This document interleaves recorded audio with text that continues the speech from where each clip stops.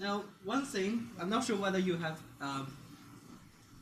seen that before. One thing that I want to introduce is whenever you're working at a data set, a particularly complicated data set. For example, it's a labor force survey. Usually got millions of observations for the whole data set and it tracked probably tens of thousands of household data. So whenever you get that data, you also get that size manuals is a document illustrating what the data is including and what are the definitions of the variable, how it's being collected about the data, how should we interpret of those numbers, so and the codings. So probably the first thing you have to do is get familiarized with your data that you are working on. And one good way actually in practice for any package, statistical package, whatever EVUs or Stata or SAS that you're using, it's actually quite easy. It's actually quite convenient for you to firstly rename all the variables that are easy to recognize for you, but also easy to type in for your later use. So try to specify some sensible names for all of your variables, and also, if you like, you could basically attach some labels. Nowadays, they all basically let you to. So if you click any of the variables, double click any of the variables, in the panel you can see label here. And so once you, in the default setting, it's already on. But once you click that, you can choose not to look at that. So the default setting is that you can input something, some more information. So basically longer names or some longer sentences of explaining what the data is about, what this particular variable is about. So that is called labeling variable. That is very important, particularly once you are in the teamwork and you pass your data, pass your halfway working documents to your colleagues and for them to finish the rest. And then it's easy for you to actually create a little bit short notes to your data, attach it there, and they can easily grab them and carry on. Otherwise, they would possibly read those alien names and get no ideas at all about the project. So that is the first thing. It's about the tradition. And secondly, I want to particularly introduce one thing. If I double click, for example, the H call, here is the higher education qualification. So it's the highest education qualification. If I double click that, you'll possibly find that instead of values listed here, it actually masked with some interpretations, simple labels indicating each observation actually corresponds to each individual. So the highest level of degrees that they have. Basically, so I want to introduce it's a value called value map. Actually, they are numbers. They're just automatically masked by some simple labels, and that is particularly useful once you have a categorical variables.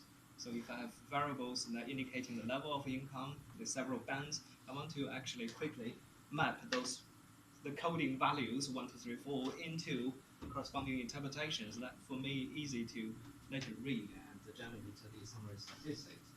Because I don't want to always go back to the paper document and check that.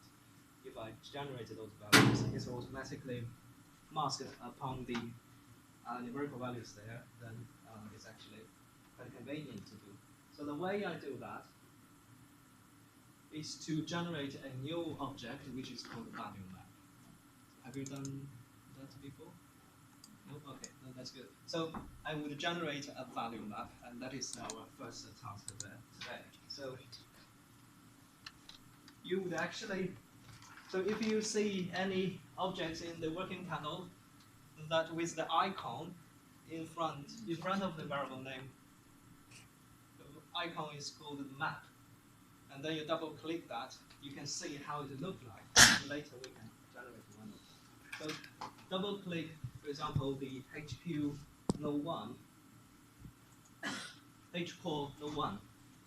If you double click that, you can see basically the summary statistic for particularly this type of objects is called a value map. So the title, you can see here that the title in this panel is a value map. This tells you the type of this object, and then you can see the basic information. Now the first column tells you what are the possible values for this map is to put into dictionary. So that basically means in your later data, you possibly have several numerical codings. Could be either 0 equal to 1 equal to 2 in your potential variable that you want to link to. And you can actually modify that, adding new values or deleting some of them. And the second column tells you what are the associated label that you want to link to each particular coding. So here, I'm in ascending order, telling the levels of the allocations that we have. So basically, it's from the individual with no degrees at all, including at 0, up to say 3 is the O level, A level, and O level, and the other basically means higher education. Okay. Higher education or professional certificate that I have.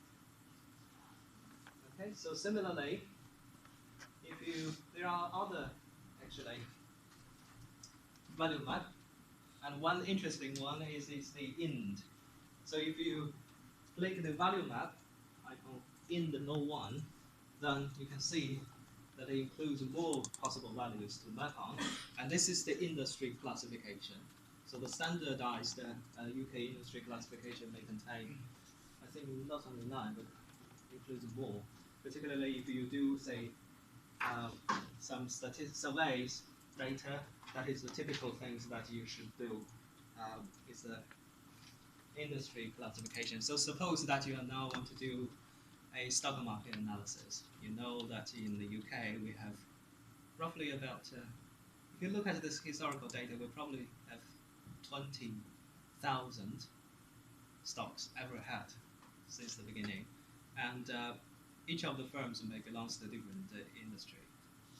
So if you want to capture some industry-specific effect, the first thing you have to do is restrict the example or put some values into those industries, and you have to find the corresponding industries from the whole data set, and it's very, very convenient if you could firstly create an industry indicator variable.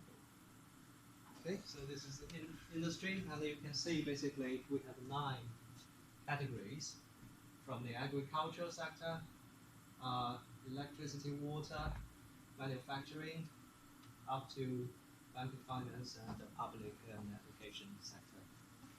Sectors. Okay, so this is how, and once we have that, we can link this value map object to the potential variable that we want to be interpreted. So the naming strategy I'm giving here is the IND. The follow no one, then that would be the indicator that I'm going to mask that interpretation onto the IND variable, which is the industry.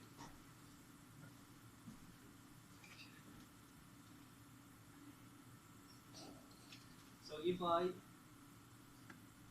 I change the way I'm looking at that, to click the view setting into the raw data, I can look at the raw coding. This was the original look for this particular variable, the industry variable, and it's basically belongs to different industries. And once I have mapped those things once I have mapped the interpretation onto the values, then I can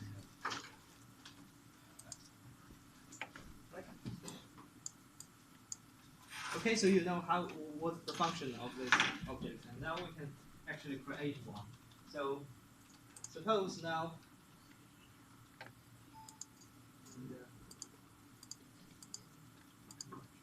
so the way we're creating that is the same as you creating a new variable. So we simply right-click in the working panel and a new object, create a new object, So inside the left-hand side here, we have so many choices about projects that we want to introduce, and the third one from the bottom, which is the value map. Okay, and then on the right-hand side, I can give the name. Now here, I want to give a value map for our dependent variable. Is the labor union status, whether that particular individual household have decided to join in or already participated in a trade union in the survey year. Okay? So if they were in, then there's 1 is equal to 1. If they are not, then it's equal to 0.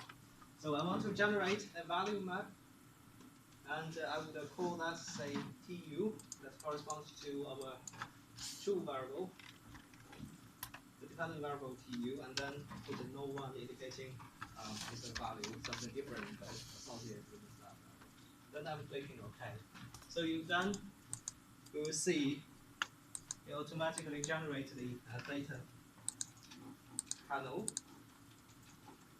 So it's a completely blank panel. Now there are 2 default values already generated by eViews. One is if data is living in blank, then it's blank. If data is not available indicator, then it's not available. So what I'm going to do then is to create the value interpretation. Now if you firstly have a look at the TU dependent variable, again it's a binary variable. 0 means it's not participated. They did not participate the labor union, and 1 is that they have participated in the specific survey. So I want to basically map 0-1 interpretation into yes and no. So basically I could, with the value here, I could enter 1, and then I simply type in the interpretation, which is a yes for participated, and the 0, then I would just say no. So that is a very simple exercise. And then, if you've done that, you can save that and close. So yes, click yes, and then we save that. You can see we've already created that. So if we reopen that, it's been there. Okay. Right. So then the next stage is so we've already created a map, the dictionary of interpretation. Then we have to link that map into the variable that we want to interpret. So I would firstly open the variable that I want to utilize that dictionary, and then now in the panel I have the properties. If I click that and I go to the very last tab here, named the value map, then I could simply type in the variable that I've just created, the object that I've created. So U1, U01. And then, as long as I type in the corresponding dictionary name, and then click OK, you can see directly it automatically apply all the interpretation onto the numerical codings. So this is how you create. And if I mistakenly put the wrong label there, I want to delete it. Again, I would just go back to the property and the value map. I just simply delete the value map variable that I'm using. Then it just automatically detach the links. Okay, so that is the way we can create the value map. Okay, hopefully I got you. Okay, so that is the first task, and we basically finished that. So it's particularly useful once you have micro-level survey data, where you have a bunch of categorical variables. Each of them have different values and different interpretations associated with them. So here you can see we have categorical variable tells us the industries that this particular individual is working in, and also the regions geographical regions that is actually coming from. So it's the red here, red variable, and also the categorical variable tells us the highest education level that this individual tends to be in. Each of them, they both use 0, 1, 2, 5, 0, 1, 2, 3, 4, 5 values to indicate the different interpretations. So it's fairly easy for us to get lost as long as we're working with the large data and the more variables. So it's very convenient for us to manage them electronically by creating those models. Okay, so that is the usage of that. And if you utilize the other software, let's say for example in Stata, it's called the similar name. It's called the value, not the value map, but the value label of the variables. So different software call it different names, but they basically do the same function for you to easy to generate the summary statistics and easy to interpret the categorical variables. So and it's very easy to conjecture that there is no sense of masking some interpretations to continuous variables, because continuous variable has infinite number of value range that it can take. Right? So this is working only for discrete variables. Okay, so we finished task 1 and 2, and then we want to get familiarized with our data. So the easy way is to generate plots, generate the correlations, scatter plots, and to look at the bivariate association. But mostly, if we want to familiarize with our data, the easiest thing is to generate a summary statistical report. You've done that before? How to generate a summary statistical variables? To look at the means, the variance, the maximum, minimum.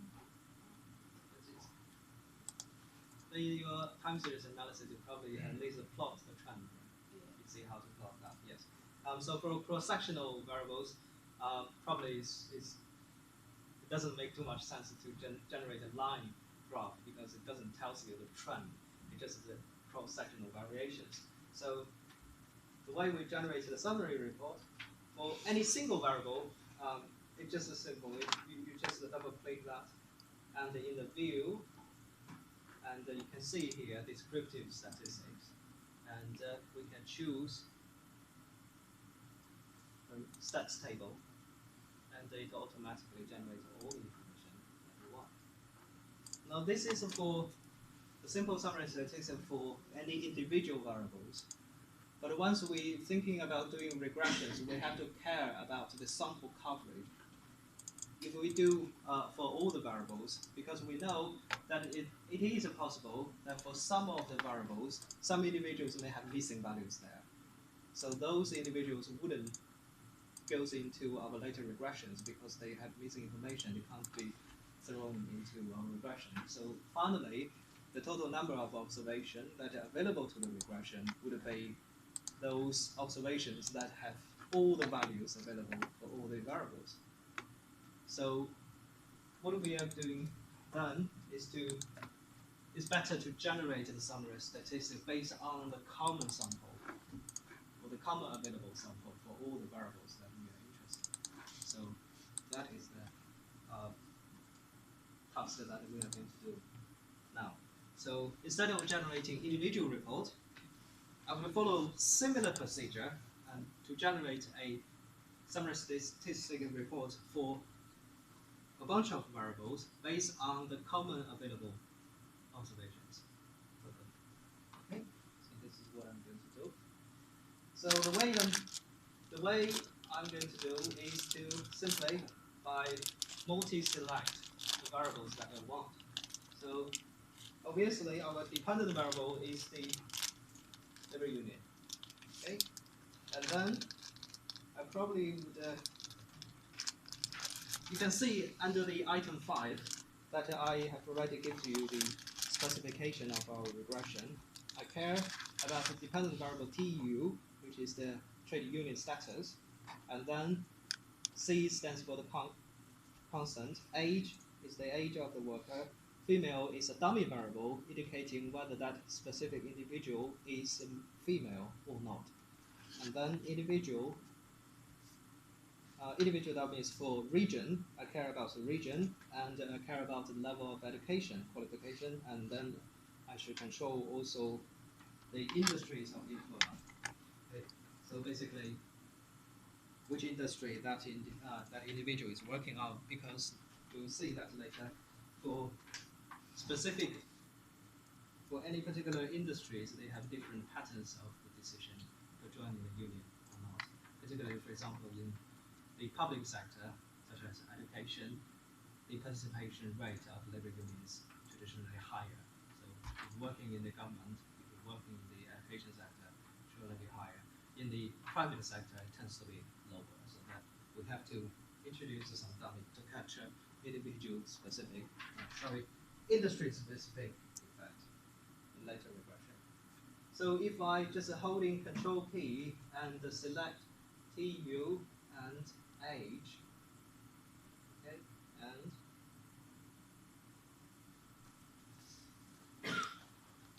female, and industries and other things, industries and regions and education. Okay? So you can see that it's been shaded in blue color. Basically means I've selected them. Then right click one of them. The first option is open S group.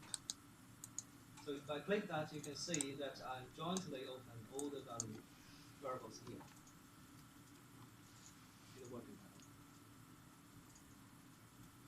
pattern. Okay. You've done that. And then, following exactly the same procedure, the view button and then summary statistics. And then you can see that I would choose the first one, common sample summary statistics. So it generates the summary statistic figures for all the variables based on the common observations. And the indicator is the very last line here, that the number of observations are exactly the same for all the variables. If I generate individual variables, then I would possibly see different. It's not necessary to see different number of